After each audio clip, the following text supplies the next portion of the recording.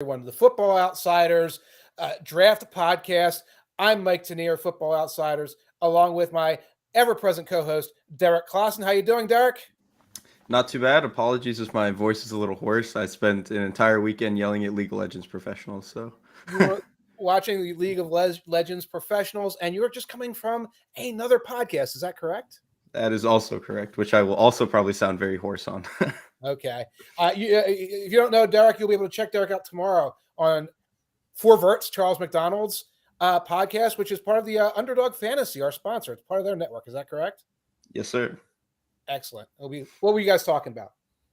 I was mostly talking about the quarterbacks, but I know he is also talking to ESPN's Jordan Reed about, I think, also the quarterbacks. And then he talked to Mike Tice, former offensive line head coach. So that should be really good. Oh, that's phenomenal. Also with us, our special guest this week from Pro Football Network, Mike Kaye. Long time no see, Mike. How you doing? I'm well. Thank you for having me. Derrik, as I like to call him, one of the best QB guys in the business. And Mike, you and I we're payback from way back, which is a dated reference that Derrik might not understand. But right over my head. Yeah. So, Mike's been one of my longtime buddies and mentors in the industry, and I always appreciate seeing him when I can see him. I always appreciate his beard game. That's like the number one thing. When I say mentor and facial hair. He's whatever. Everything else. Last week we did a show with Mike Tannenbaum of 33rd Team, former general manager in the NFL, and Matt Manicherian, and my beard was slightly sideways for the entire show, and I refused to watch it. So I don't know how it went, but I know my beard was sideways whenever I see it pop up. Very, very unfortunate. You talk about references Derrik might not get. I asked him what he was doing for the 2014 draft a couple of shows ago, and I nearly crumbled into dust like a vampire in a church when he told me he was in high school. I think it was my junior year, yeah. Oh boy, that's rough. Or maybe senior year, one of the two. Good heavens. I think I first met Derrik like in 2015. So he right? That was like your first That senior probably bowl? would have been my first senior bowl. I think that's correct, yeah. Yeah. So I'm his payback from way back as well. Whenever I see you, because there's a lot of 18, 19-year-olds, sometimes 15-year-olds running around the Senior Bowl, sometimes with their parents, or sometimes it's a group, and they're very draft. And we want to get into the draft business and everything. I always come home and look at my kids like, "What are you doing?" Well, that's the thing about your like kids their are the normal generation. ones. Like Derrik, like we all started in our 20s. Like Derrik was starting when he was like 9 years old. It's like this like Solak and who else is there? Benoit, Andy Benoit. Yeah, like just you guys are just wired differently than we are. Now, I think we're the weird ones, Mike. I think your kids are fine. Yeah. Well, I have a 3-year-old who's already prepping for the 2030 NFL draft. I mean, Raise them right. Yeah. Right. And again, all Football Outsiders NFL draft coverage is presented by Underdog Fantasy. You use the promo code FO40. That's FO40 at Underdog. You can double your deposit up to $100. Links to Underdog Fantasy can be found in the description of this video below. So go play with us on Underdog today. If you go there now in the midst of the NBA playoffs, there are all kinds of come in and play a Tuesday night shoot around, $3, $10, $15 bets, all kind of fun stuff you can do for basketball, hockey, baseball, and all those lesser sports there. But of course, we're here to talk about the NFL draft. It is 55 hours to go. And I want to be elated because it is almost over. Amen. This is I said to Derrik before we went live, I said this is the least interesting draft since he was in elementary school. Like really, I mean, if you really what think year about was that though? What year was that? Last year of elementary would have been maybe like 07, 8 or something like that for me. Yeah, this is even more boring than the 2013 draft. And it's not even people want to talk about its quarterbacks. There are no like consensus number one guys.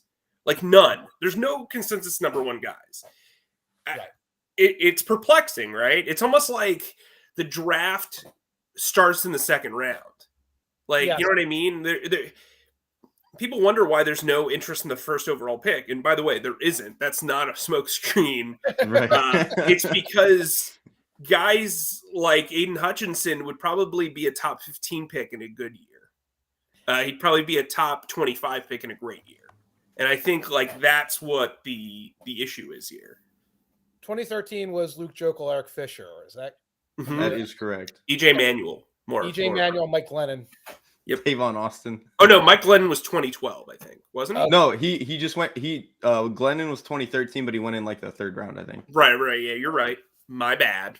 Right. I unfortunately remember that because that was my first class that I actually like studied. So I know way more about that horrible class than I should. Yeah, 2012 was Foles and Russell Wilson. Mm-hmm. Yeah, that was a huge one. And 2013 was, I think, my first one at the now defunct Sports on Earth. And it probably went defunct because we were trying to generate clicks talking about Luke Jokel and Eric Fisher at the top of a draft class, and that didn't work. But while there's not a lot of interest, I guess, overall for casual fans, obviously the lifers are involved. Here in Philadelphia, where I'm based and Mike has been based on and off, a lot of interest in the Philadelphia Eagles. We're going to kick off this week using Mike Kaye's expertise. He's been covering the Eagles, among other teams, but like focus on the Eagles for a while, with Fix the Franchise for the Philadelphia Eagles. And while we're putting the card up with the Eagles needs, Mike, did you tell me you're going to be at Eagles headquarters in the first round? I will be. They've got 2 first-round picks. I'll be honest with you. This is the most perplexing projection that I've had to deal with. I covered before I went to Pro Football Network, where I am super thrilled to be. I wrote for NJ.com. I covered the Eagles for 4 seasons. Before that, I covered the Jaguars for 3 seasons. Before that, I was at SB Nation covering the Eagles and was doing draft work, to give you guys all a background in case you're unfamiliar. But this is the first time since I've been covering the draft where anything can happen, I think, for Philadelphia. And I think we'll get into that when we talk about the state of the team.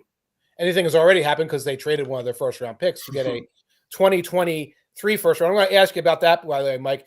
A lot of the thought is that that's a insurance policy, like they can get a quarterback next year. Is that where you stand on that? Yeah, I mean, they were always looking for 2023 draft capital. That was always going to be the thing, because when you have 5 guys who have potential 5th-year options, if you hit, which is what you want to do, you're having to make a 5th-year option decision on 3 separate players, and that's not going to be something that makes a ton of sense. Right. As the cap continues to grow, as you're trying to build this team through free agency and the draft. Mm-hmm. And I think when you look at the quarterback class, you look at the range of talent, like we talked about with Aiden Hutchinson, there's a clear floor here.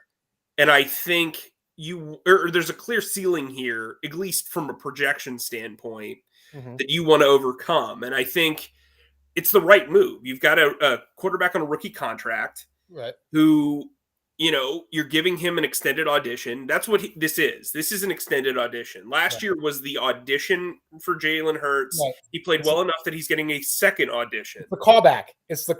Right. This is the callback. And he's really got to decide whether he's going to have this leading role in this superhero movie or not. And that's what this performance is going to be this season. So they're hedging their bets, but they're also extending their value of trades, right? They got a first-round pick essentially for free in one of the worst pre-draft trades I've ever seen with the Miami Dolphins. Mm-hmm. I think I've talked to Mike about that trade probably 10 times. Right. It is a foolish trade. There's no way you can... Yes, Jalen Waddle is terrific, but to make that trade sight unseen makes no sense. Then they might have made an actual better trade with New Orleans, right, who has this hubris that they're going to be these serious contenders and that the pick's going to be less valuable next year. Newsflash, I don't know if you've ever seen Dennis Allen be a head coach. I don't know if you've ever seen this roster. But there's a very high probability that it's a top 10 pick. And by the way, the Eagles still have 2 top 20 picks. So right.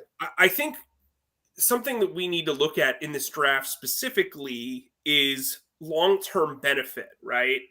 A lot of teams trade guys on rookie contracts to extend value. And that's something that's especially important going forward as the cap's going to move forward, because there's this whole discussion about wide receivers and paying wide receivers. You want to extend the value of your initial pick. So if I'm a team like San Francisco, and obviously this is a weird year, but Deebo Samuel wanting out, no, I don't want to trade him. But if I were to trade him, I better be extending his value with numerous valuable picks, because here's the thing. If you trade a guy in the 4th year of his rookie deal for a first-round pick, let's say, you're extending his value potentially for 5 more years. Yeah. And that's something that needs to be discussed a little bit more as we talk about trade value and we see guys trading or teams trading back and forth. The Stephon Diggs, but you get Justin Jefferson when you trade him. And you extend Exactly. That's like the best case scenario for a GM.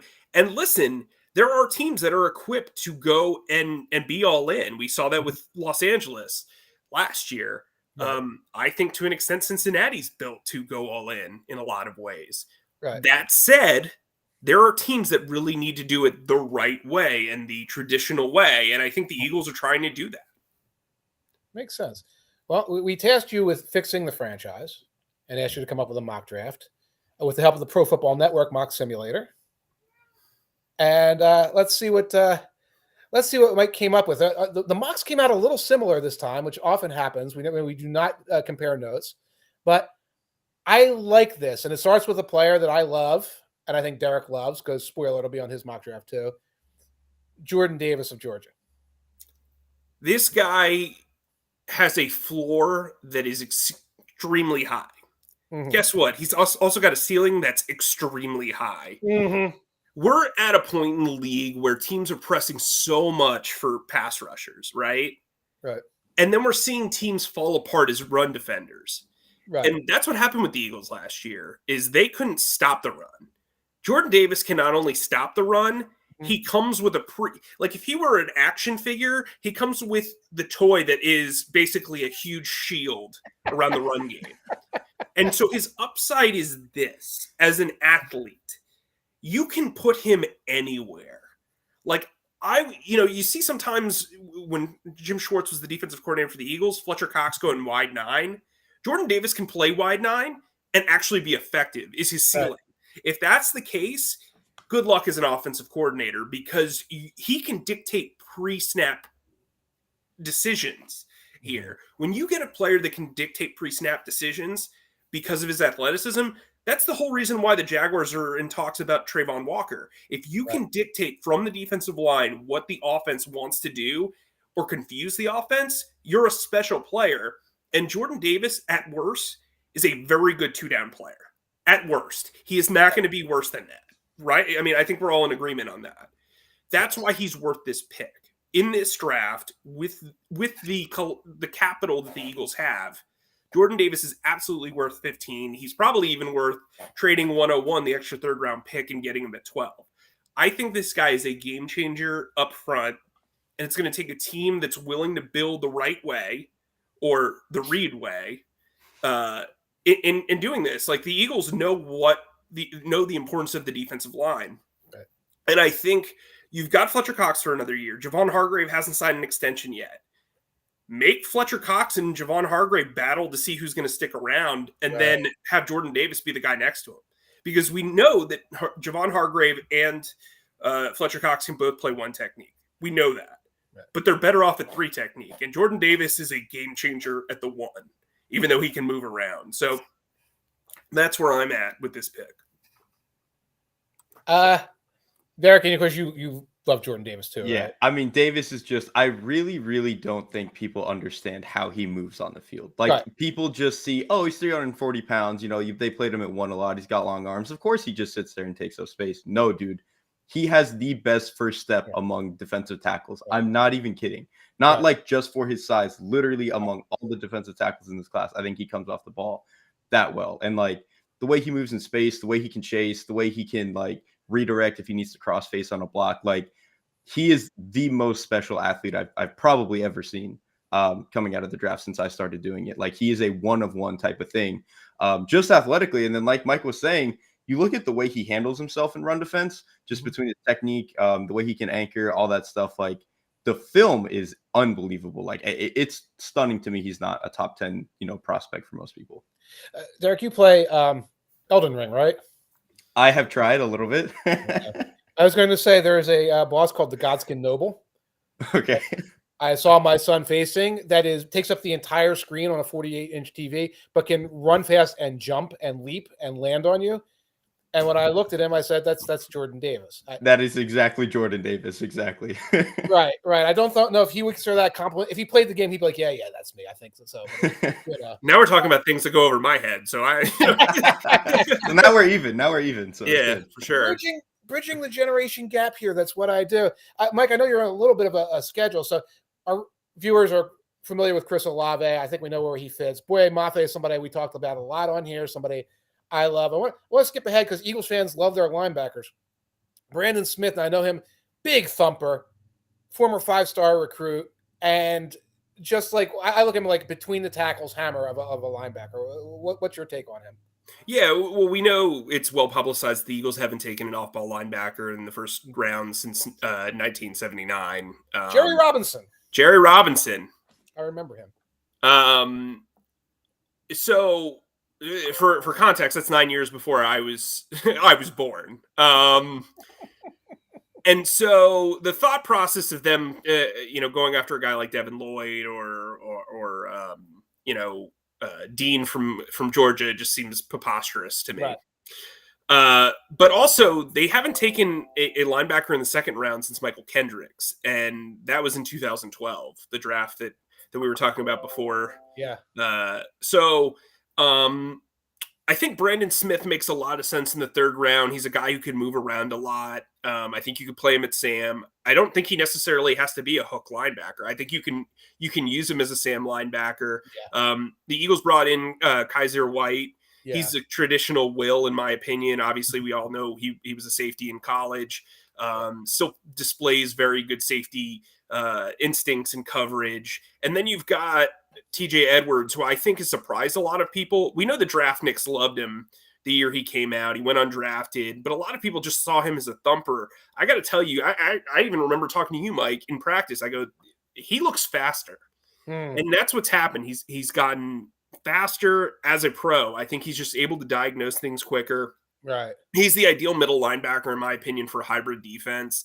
Nice. And look, he and White are both on one-year deals, similar to Javon Hargrave and Fletcher Cox, essentially. And so, they're out to prove where they can be. Brandon Smith is a guy who could fill in for either one of them if one of them doesn't stick around, but he's a guy who can play Sam. And I think when you look at the way that they use the Sam linebacker position in this Jonathan Gannon defense, they want to be multiple. They want to be able to move guys around. They mostly play right and left outside linebacker. They're not using like a traditional Sam. So Brandon Smith has to be able to do a lot of stuff. He's got to be able to play the run well. He's got to be able to blitz. He's got to be able to do all this stuff. And he's got this athleticism that I think has so much untapped potential. I was at his pro day last month. He impressed me a lot. He comes off very intelligent. He's a very smooth athlete. And I think you can do a lot with him. Very cool. And Tyler Batty is a guy I think we saw in Mobile who's just a dart, and he can catch the ball very well out of the backfield. And just put another guy for the rotation at running back, right? Yeah, I mean, I think you look at Miles Sanders, who, wants to go nuts, which apparently is like the key phrase for running backs this year. If you write that a guy goes nuts, apparently you get picked up by like every outlet possible, which is, Mike, you and I know as writers, that's like a nothing quote, but Tyler Batty is a baddie. You know what I mean? Like, this dude, you look at Missouri running backs and you're kind of like, maybe they're kind of, soft between the tackles. No, this dude can do everything. He can run outside. He can run inside. He fits the rotation really, really well. I think he complements Boston Scott in a lot of ways. Right. I think he complements Miles Sanders. We know Miles Sanders has dealt with injuries. Tyler Batty Batty, whatever, is going to be a starter in this league eventually. And I think that's what his upside is. I think his downside is, hey, he's a great third down back. And that's really what the Eagles need. I don't think Miles Sanders needs to be a bell cow. I think he's proven that. Right. I think when you let him loose and you give him 15 carries a game, he's going to get you 90 to 100 yards. Right. And he's going to break off for that one big run. Right. But I think you need a guy who can do a lot of different things in that backfield, team up with Kenny Gainwell. Like him and Kenny Gainwell as a long-term 1 and 2 makes a lot of sense, especially if you don't want to pay Miles Sanders. And I think that's the way the Eagles need to think here. Very cool. I'm going to shift gears over to Derrick's. And as we pop this up, Derrick, I just got to warn you, it seems like when I looked over your mock, you doomed the Eagles to another year of Jalen Reagor at wide receiver. This is a defensive explosion, but there ain't no receiver. So walk me through this. I mean, I just particularly don't love their front, and I think they're going to need to build for the future, especially along the interior. But I mean, Davis, basically everything Mike said earlier, like he's just a one-of-one type of freak athlete, so we don't really have to talk about him. And then Karlaftis, I was actually talking to someone the other day where I think just on body type, Karlaftis might scare some Eagles fans just because he's kind of built like Barnett and like shares some similar traits, but I just think he's an infinitely better prospect than Barnett was coming out. And I think he's going to be a lot more productive. And truthfully, I think they need a bigger bodied edge type alongside some of the other smaller guys they have. Like, Josh Sweat is a little skinnier. So I just think he's like the perfect fit for the kind of edge rusher they need.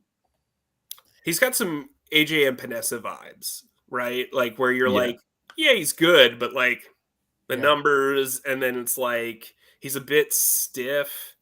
But I don't know. I think he's way better than that. I think he's like Ryan Kerrigan. Well, no, I think he is Ryan Kerrigan. Okay, yeah. I don't want to, but I think to the untrained eye, he comes off very stiff. I think it's more that he's top heavy and not that he's stiff, in my opinion. I 100% agree. And I think that's what the problem is, or the perception problem is. I mean, I've talked to people that really, really like him. I don't think the dip in numbers is really as alarming as a lot of people make it out to be. I think he's definitely more talented than Barnett. Whoops, sorry, as the cat keeps opening the door. Hold on. But pick a side. But no, I think he makes a lot of sense for them. He does remind me a lot of a young Ryan Kerrigan, and I know it's easy to make that thing with Purdue kind of work, and you see the helmet and you get that vibe, but he truly does remind me of Ryan Kerrigan. Well, Purdue athletic director Todd Singer has pointed us out that Karlaftis is unlikely to bust due to his work ethic. He has a high work ethic reputation. Was a fantastic interview at the Senior Bowl. Useful title as Karlaftis commits stupid personal foul penalties on third down. I'm not sure when you get a couple of high profile penalties in college, the guys usually get a reputation if that's who they are, as opposed to who they were in the moment once in a while. Well, then he'd fit right in. Derek Barnett's there too. I was about to say, I think that was the Barnett joke. Yeah, you're right. Oh my God. Yes. Okay. And Joey Sucks asked, you think Karlaftis is a better prospect than Trayvon Walker, right? I do personally. I think it's a lot easier to see how he produces earlier than Walker does. I think it depends on where he goes, right? So I'm a big believer that, and Derek and I talked about this about quarterbacks is, I'm a big believer in where your situation is matters. Like I saw that, who just tweeted it out, that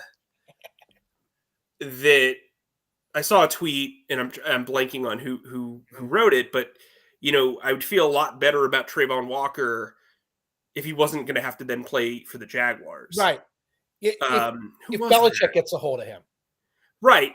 So I think like with Karlaftis, there's more margin for error than Walker. Like if that makes sense. Like I think with Walker, you need somebody who is extremely creative. I think Karlaftis, you know what he is. You know what he's going to do. Yeah. He can play wide 9. He can play 7. You can move him inside some and play 3. He's a guy that isn't going to give you outstanding numbers, but you know that you can depend on him. If he's a guy who's like an 8 sack a year guy, that's totally worth an 18th overall pick. You treat him like Zadarius Smith in Green Bay. Yeah, like that's what you do with him. Right. I like that. Yeah, I like that. Zadarius Smith, that's the comp. Troy Anderson, we've talked about him before. Give us a quick one on him. Yeah, I don't actually love Anderson, but I for one, I didn't want to pick a first round linebacker because, like Mike said, that's just not something that they do. Second round, even they don't do a lot, but I figured they would at some point on day 2 they would take one. And I figure if they're going to swing on linebackers, it's going to be someone that's highly athletic, and Anderson is obviously that kind of guy. I think he needs a ton of work between the tackles, but if they can maybe give him a year to warm up, it seems like the type of pick that the Eagles would make at linebacker. Dude, and I've admittedly not watched Troy, but I will tell you this: 2 years ago, it was going to be either Jalen Hurts, Jeremy Chin, or it should have been Logan Wilson. And from what I've heard and read about Troy Anderson, that jives with everything. Yeah. 100%. Now, Brian Cook is a safety and a kind of a draft board riser right now. He's got a pretty good reputation. Give me a quick one on him.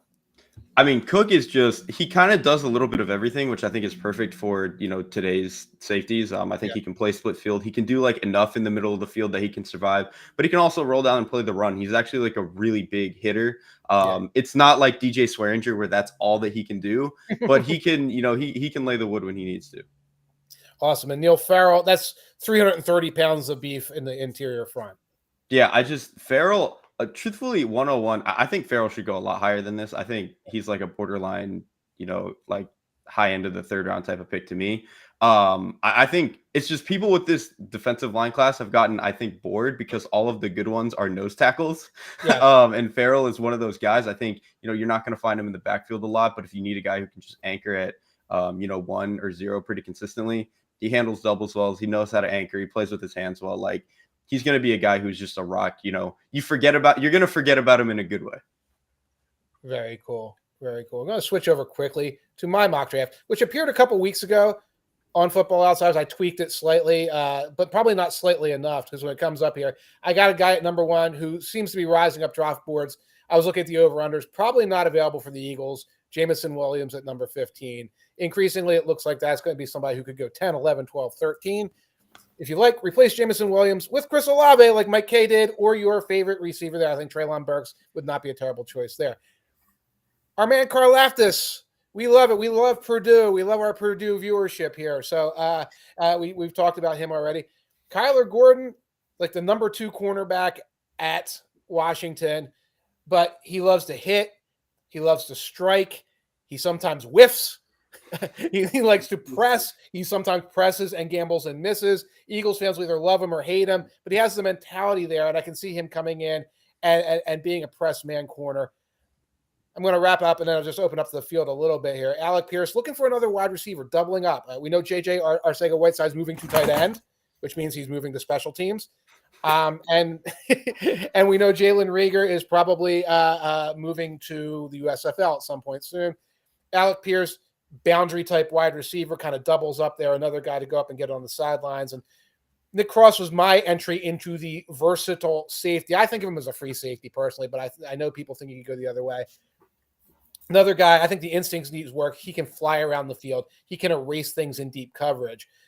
Developmental, but we're talking about pick number 101, and that's where the developmental picks go.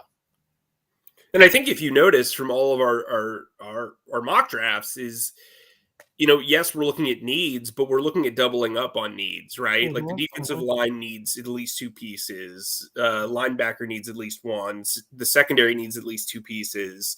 I think wide receiver could use an influx of talent.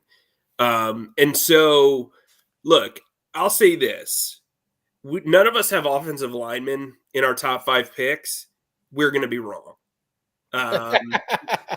I do think they want to get ahead of Jason Kelsey's eventual retirement. Yes. I think they want to infuse some talent into that right guard competition. That'll be Isaac Seumalo and Jack Driscoll.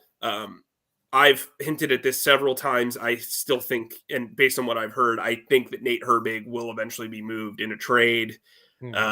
So, look, I think they've left themselves with a lot of holes here. And I'm not like defending them, but I think by design, that's actually going to work out better for them than some teams that like aggressively attacked free agency. Right. I think when you look at safety, they feel very comfortable with Marcus Epps for better or worse. And I think he did play pretty well last year. Right. They've invested a lot in young cornerbacks that all have pretty decent upside, but are just unproven. I think Zach McPherson's actually really, really underrated. That said, would you want him as your number 2 cornerback entering training camp? Probably not, but there is time before then. I think at wide receiver, it's really interesting because do you want to go with another speed guy? Because Quez Watkins, they think very highly of. Yes. Do you want to really move him into the slot? I just to me, I don't think that makes a lot of sense. My cat's having a rough go over here. Sorry if you're hearing that. But Devontae Smith, like, in my opinion, Devontae Smith can play all three spots. Right. I think Quez Watkins can play Z and the slot. You've got a tight end who's going to dominate the F position. I think that they're, wide receivers really their only pressing need on offense, in my opinion. But it's a pressing need. And Right. so do you want to take a wide receiver in the first round for the third time in 3 years? Yeah. I think with that additional first round pick, it's not as crazy. Right. But they really need to service the defensive front. And I just, I wonder how they're going to measure that. I also think they are likely to trade up from 15. I think they're likely to trade back from 18. If they pick with both 15 and 18, I'll be stunned. So, yeah, we will see. We will see. Do you have a few minutes to stick around we can pick your brain on some Jaguars expertise, or do you have to run, Mike? Yeah. I can make it to 140. Excellent. So we're going to shift gears here. We have fixed the Eagles for another year.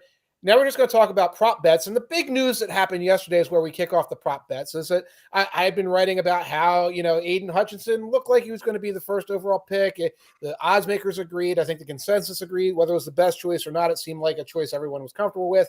And then yesterday, the numbers flipped and the odds flipped. And apparently a ton of money came in late Sunday night into various sports books, which means somebody has inside information. Maybe it's Mike Kaye, that the Jaguars are in fact looking at Trayvon Walker at -190. And this is up to about 12:15, the odds at DraftKings. Trayvon Walker -190, Aiden Hutchinson +200. Jaguars are on the clock.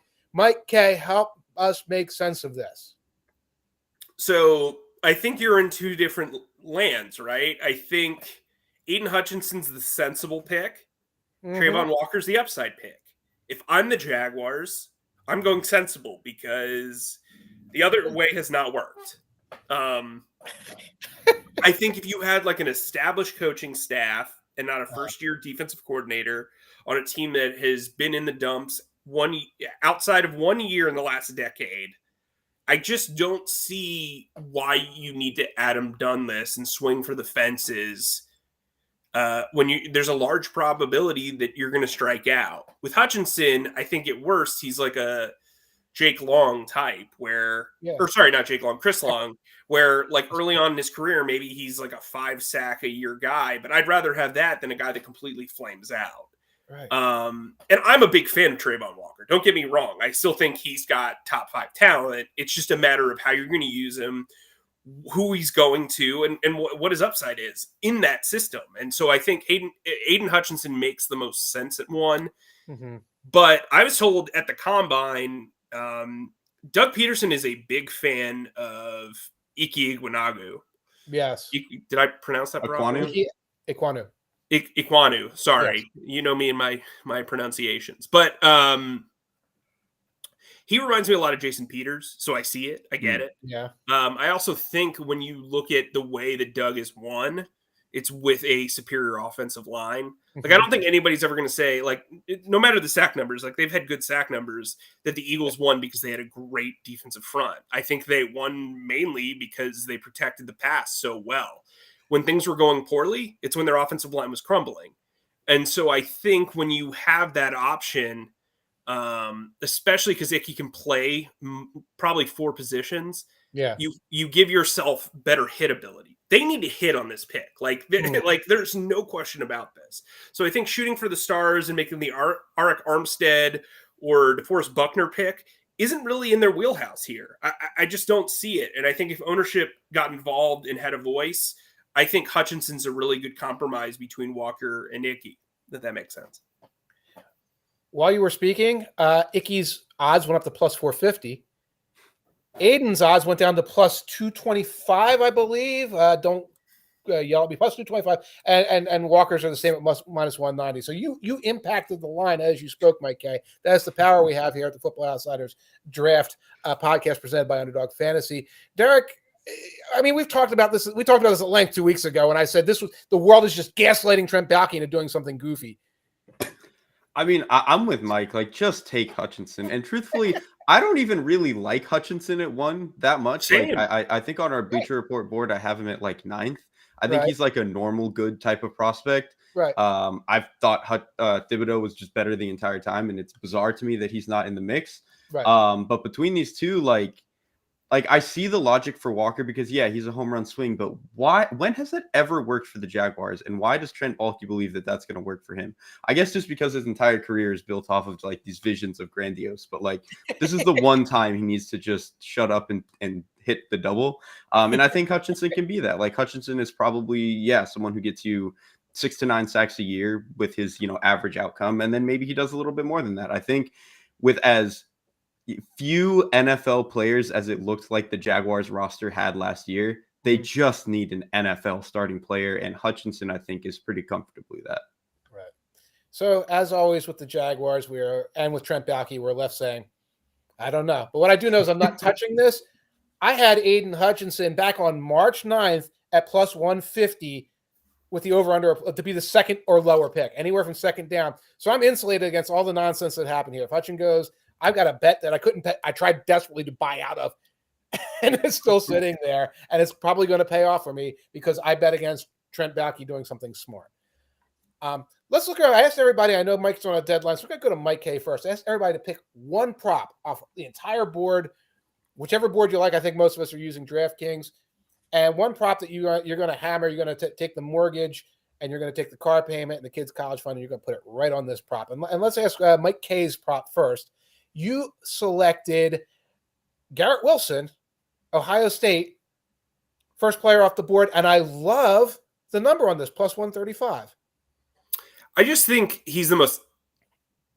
Again, I'm somebody who tends to look at floor more so than ceiling, because look, it's like when you're dating somebody. They put this front that they are this terrific person, but once you start dating them, you chip away at the charming facade, right?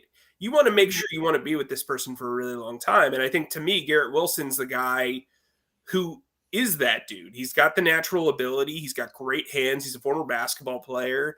I think he tracks the ball very well. He's not my favorite wide receiver in this class. I think Jahan Dotson is going to have a better career than pretty much anybody in this class based on upside. But we're not talking about upside. We're talking about floor. And I think, to me, Garrett Wilson's the most logical choice. I have him going to the Falcons at 8.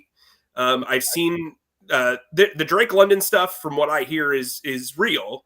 But then again, you hear a lot of stuff during this time. And to me, I think Wilson is a much better prospect than London. Dating advice from Football Outsiders. He's got the smile. It looks like he's on a dating app there, Garrett Wilson. And again, this isn't necessarily our opinions, because you might like Jameson Williams better. I know, Derek, you like Chris Olave better. But yeah, you see the Falcons in there. You see the Jets at 10. Do you see teams like that in need going with somebody besides Garrett Wilson?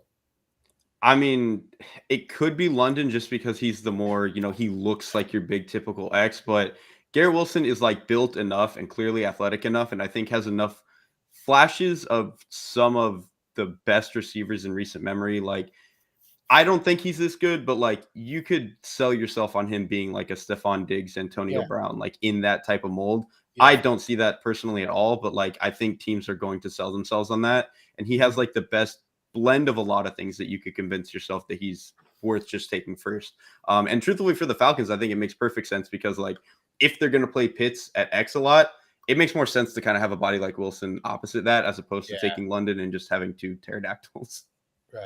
And don't forget, Drake London's pro day is scheduled for Thursday night at 9:45 p.m. Mike, I think we got to let you go here. Where can folks find you in general and on draft weekend? Well, you can see my Twitter handle. It's the worst Twitter handle in the history of the world, but I've had it for 10 years and I don't feel like changing it. Those are underscores, by the way. Yeah. But we're going to have a lot of great coverage over at Pro Football Network. Have some really great features set to run on day 2. These are going to be features that you don't see anywhere else on some potential day 1 guys. Derek and Mike can kind of speak for this. When I do a deep dive, I do a deep dive. Yes. And, there's some great personality stuff. I don't want to give them away. But we've got some great stuff. I actually just did an interview before I was on with you guys with 2 prospects who have become very close friends throughout this process. Thought it was kind of a cool feature. And then obviously I'll be at the Eagles. Adam Beasley will be at the Jaguars, who have the first overall pick, obviously. And then Aaron Wilson will be at the Texans, who have 3 and 13. So we've got you covered throughout kind of everything. And we'll be breaking some news, I'm sure. Yeah. But we'll also have insight and analysis. I think our draft team's phenomenal. Ian Cummings, Oliver Hutchinson, and then obviously Cam Mailer is phenomenal. But yeah, come on and tune in, while you're also checking out Football Outsiders, double dip a little bit. We've got a great draft guide that you can PDF and print out like I always do. I bring my highlighters and people make fun of me in the draft room. I appreciate you guys having me on. It was awesome talking to the two of you, two of my favorite people. So yeah, check out PFN and check out my work. Awesome. One more question though. Are the Eagles going to stick you up in that attic of that little house? Or are they going to let you? No, I think we're going to be back in the auditorium. Okay. The one where like Tommy McDonald and Chuck Bednarik stare at you lovingly. Yes. And then Reggie White has like a weird like snarl, if I remember correctly. I haven't been in 2 years because of COVID. But they've got nice lounges. That's like where they host all the team meetings. So it'll be great. That's comfortable because that attic, I remember interviewing Sidney Jones in that attic and like creaking going up the steps and like, yeah, that probably isn't very good for COVID either. That's a chapter of a book, like interviewing Sidney Jones in an attic. Oh, man. Howie Roseman's attic. Yep. Thank you, Mike. See you guys. Have a great one. But folks, we're going to stick around because we got a couple more props we want to hit. Derrik gave us a prop, which I also love. And we've been talking about Georgia. We're always talking about this entire 2 months. We've been talking about Georgia guys. We haven't hit Nakobe Dean much today. Under at 30.5 with a good number there at -110. Walk me through this, Derrik.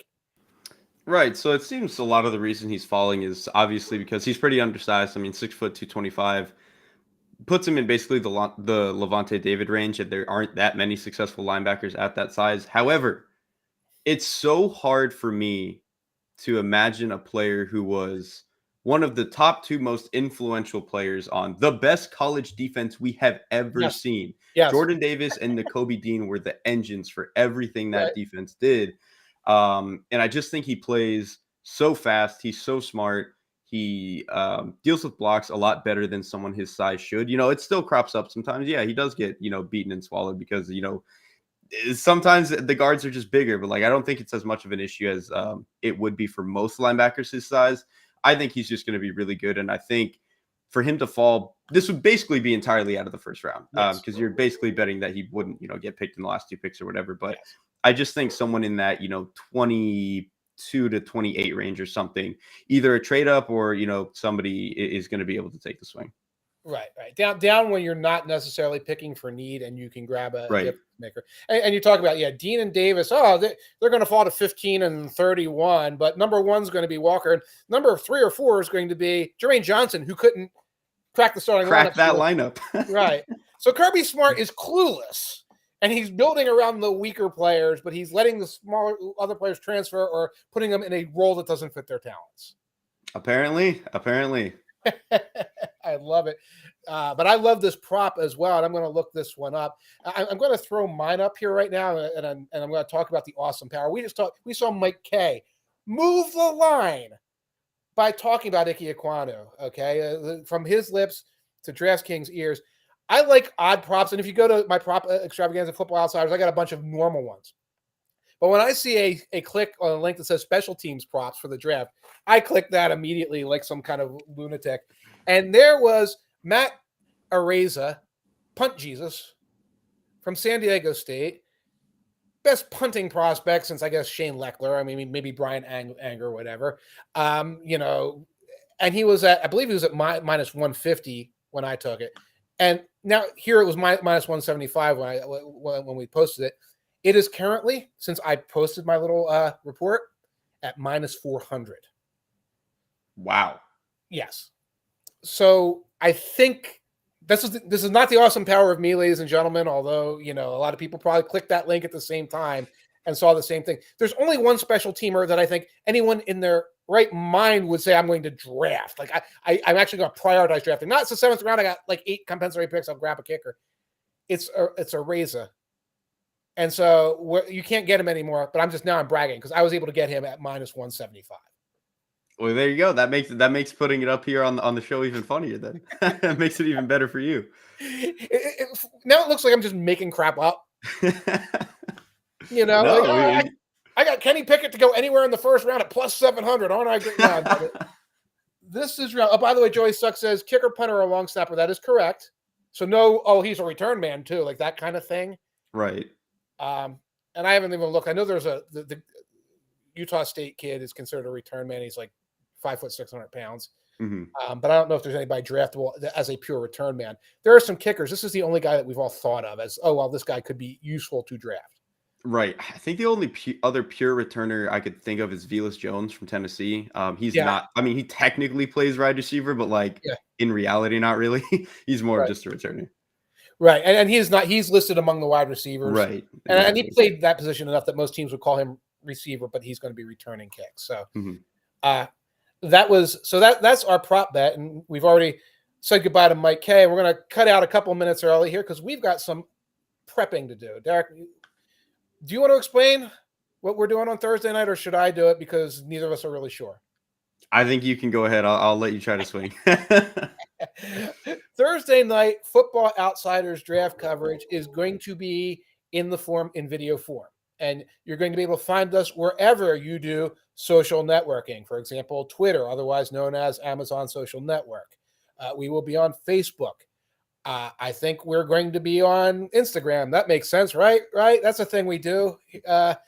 And what we're going to be doing is after each pick comes, Derrik and I are going to be recording a little segment, and we're going to be blasting it out for you throughout the entire first round. So, instead of me writing 10,000 words and Derrik writing 10,000 words, and then you forget about him the next day because Mike Kaye wrote a feature about the guy, you get to just chill and watch our video, and then go watch your other favorite people. You go figure out what someone else is. Derrik, have you ever done anything like this before? I don't think so. I've done like a live draft show before, but I think this is a little bit different, a little bit cleaner, a little bit more bite sized than that. So I'm pretty excited to see how it goes. Who'd you do the live draft show with? I don't remember truthfully, but I feel like I could honestly be making that up, but I feel like having done this for 8 or so years, I probably have done it at a certain point, but right. Maybe all the drafts are there and I haven't. I don't know. They do run together, and I've for years was just pick by pick writing them. And the fact is, folks, they were all pre-written, and I would just put a little gingerbread around it and send it out there. So if you look at the FO40, those are my opinions. You go to past walkthroughs, you find my opinions, Derrik opinions there. And then for the rest of the weekend, stop by Football Outsiders. Go to the open discussion threads, and I know I'm going to be there. Derrik, I think you probably have some responsibilities for Bleacher Report, but you might be stopping by as well. I might dabble, yeah. See what's going on. See if there's any spicy takes. Right. And we'll be in there, and we'll be butting heads with each other and you guys, and doing things that way. So it's going to be a little bit looser that way. And then you come back next week, and we're going to have some coverage there. Some draft grades. We're actually going to do draft grades at Football Outsiders. We know it takes 5 years to grade a draft, but I'm going to grade them on Monday, etc. And it's going to be a lot of fun. Derrik, are you ready for the draft? I am extremely ready for the draft. I'm ready for what would it be, Sunday when there's no more draft?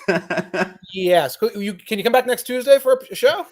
Oh, of course. You got to at least get one more. You got to tie the bow on it, and then we're good. Yeah. So Sunday when there's no more draft, was there a tipping point moment for you over the last couple of days where you said enough was enough? You can say I don't think if there's a particular tipping point, but I was talking to Mike Kaye before the show. Charting Matt Corral and Kenny Pickett did something irreversible to my brain, I think. And so I think those were the tipping points. Yeah. One thing for me to scout them and take notes, play by play charting them, and especially Corral, because it was. Corral's definitely worse because it's repetitive. You're typing the same thing into the spreadsheet for 70% of the plays. RPO. Yep. Flat pass. Gain of 4, RPO. Yep. Oh my goodness! Well, for me, it was when we discovered the Malik Willis as a running back take. That's a pretty good tipping point there. I love you, Pete, but for F's sake, what the heck was that? I feel like sometimes we draw the short straw here, and you're the guy who has to go say something goofy, and that was it. It's like, just start the draft now. We are done. We reached the apotheosis, and there's no turning back. And I think we reached the apotheosis of the show, and there's no turning back. So we're going to sign off. But first, I have to remind you that Football Outsiders NFL draft coverage for this entire draft run-up has been presented by Underdog Fantasy. And you can use the promo code FO40. That's FO40 at Underdog. Double your deposit up to $100. Links to Underdog Fantasy can be found in the description of the video below. You can also just Google it like the rest of us do. You can get on there and play NBA, NHL, baseball. You can also do fantasy drafts for next year, pre-draft, NFL, fantasy, best ball drafts, etc. You go there. There's a ton of content. Look it up. Enjoy it. If you've liked it, if you've loved what we've been doing for the last couple of weeks, leave a review, rate the show, like us wherever you're watching podcasts, live stream, whatever this is we're doing. And we will see you on draft night. And Derrik and I will see you next week here for our big Hallelujah, It Has Happened draft